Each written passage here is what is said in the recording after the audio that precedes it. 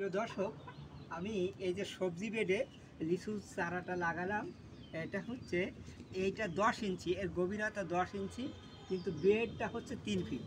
অর্থাৎ আমি 16 ইঞ্চি মাটি না দিয়ে মাত্র 10 ইঞ্চি দিলাম।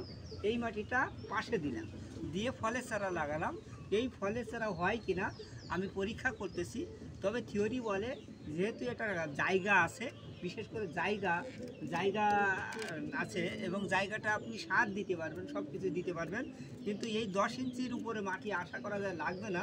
আমার সাথেই থাকুন এবং দেখতে থাকুন, এবং দেখবেন আমি প্রতি 2 মাস অন্তর অন্তর এটা আপডেট দেবো যে কেমন হলো লিচু গাছটা। আগামী বছর ফল না আসলে 2 বছর পরে ফল আসলে আশা করা যায়। আর এই যে কাঠটা দেখছেন, এটা একটা কাঠের মাছা, এটা সিজনিং করা না।